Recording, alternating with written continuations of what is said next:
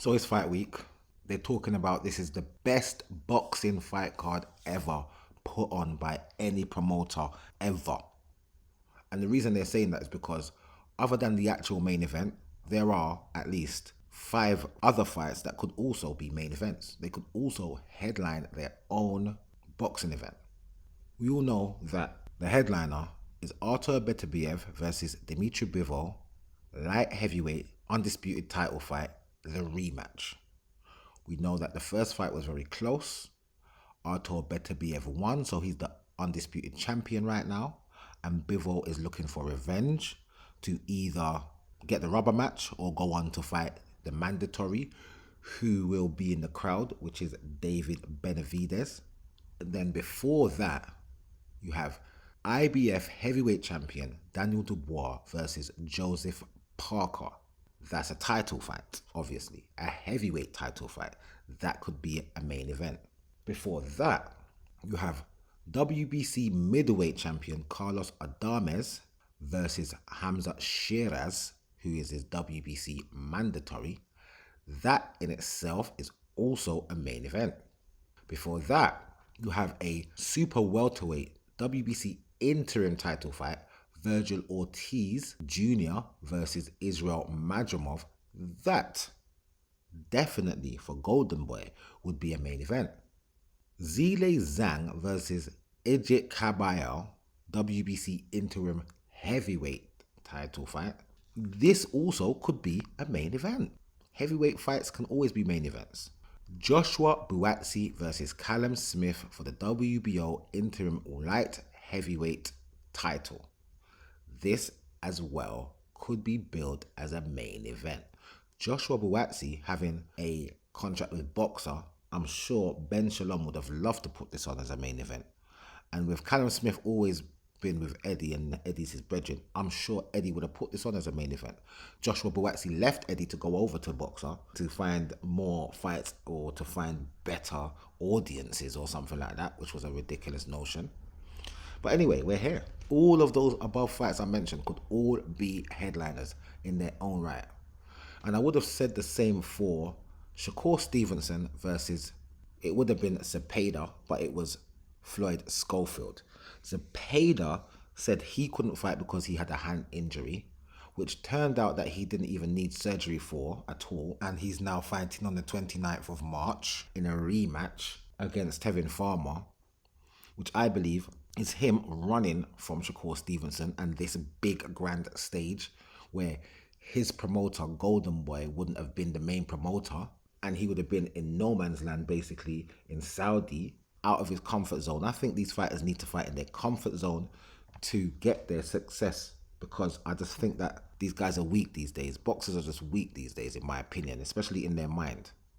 But that's a whole nother story in itself. Shakur Stevenson was supposed to fight Floyd Schofield.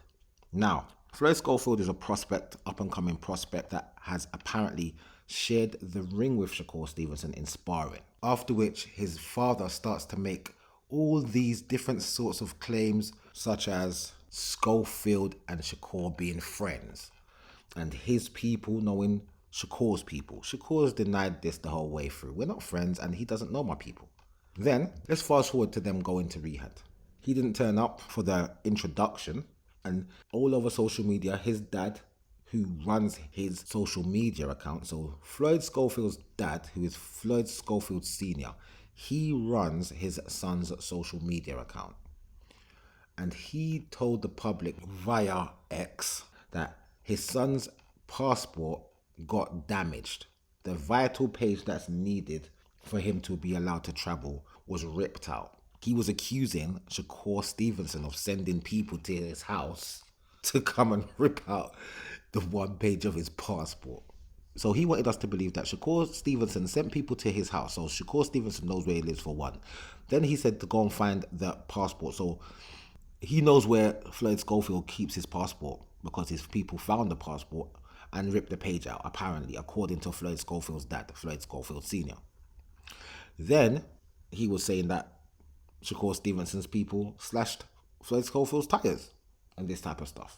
And there were other accusations, but the maddest accusation of all was the accusation of the reason why he had to pull out of this fight, because he has subsequently pulled out of this fight. And Shakur was saying that from a long time. I don't even know if he's going to make it to the fight.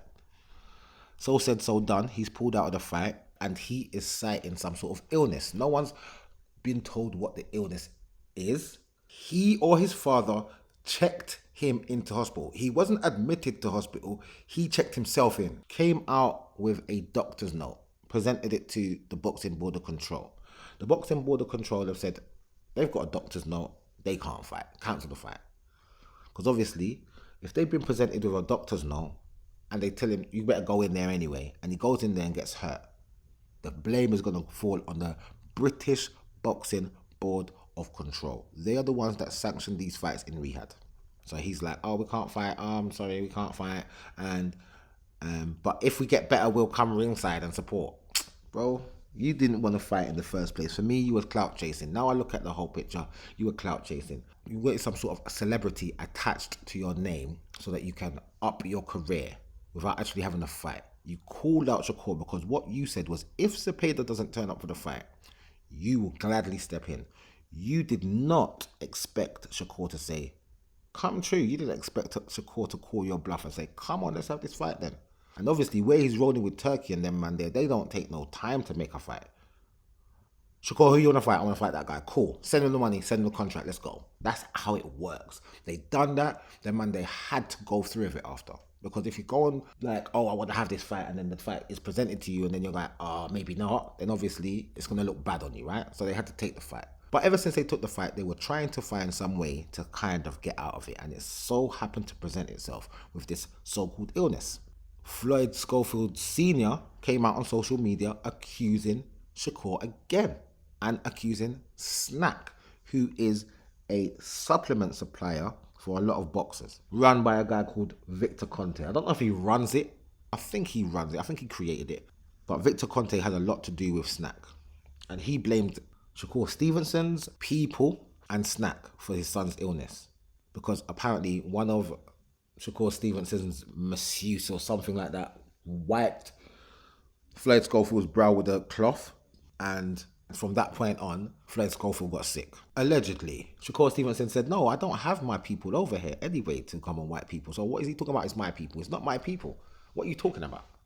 Now they've had to backtrack and say, no, it wasn't Shakur, and no, it wasn't Snack, and please don't blame Snack, and please don't blame Shakur, and please don't blame Eddie, after you were the one that tweeted all of the mess to begin with, to blame everybody to start with. Now you're backtracking and saying, please don't do that, because the detractors and the Shakur Stevenson haters are jumping on your bandwagon and running with your story so they can pile on to Shakur and call him all sorts of deadbeat and call him all sorts of weak resume. But what is actually apparent, what I'm seeing in real time, is so many boxers not wanting to go in there and fight Shakur. So Shakur has got himself a late replacement. A guy from Yorkshire called Josh Padley. 15-0, 4 knockouts. He was ready and he stepped up to the plate, and he's going to get himself a nice little payday and fight Shakur Stevenson. He's going to have Shakur Stevenson on his resume, win, lose or draw. Hopefully he goes in there and puts on a good show so that he can get fights going forward. I expect Shakur Stevenson to deal with this guy. I don't know anything about Josh Padley. Not a one thing at all. I don't know who he's beaten. I don't know who he's lost to. I'm looking at his resume and I can't see anyone of any note. But the last fight he had was with a guy that was 16-0. And he was obviously 14-0 at the time. And he won a unanimous decision. And even though it was on the undercard of Daniel Dubois versus Anthony Joshua, I didn't see that fight. It was the opening fight of the night. I did not see it. So I've never seen this guy box. I don't know what type of style he comes with. But good luck to him and his endeavours. I hope he does well in there. I don't expect him to win at all. But that's the Shakur Stevenson versus Josh Padley breakdown of how we got to this point. These boxing dads, man, they're really not making it look good for their sons, but that's another story in itself. Good luck to both combatants, Shakur Stevenson and Josh Padley. Hope you're putting a good show in there on this mega card. And I'll see you guys in the next video.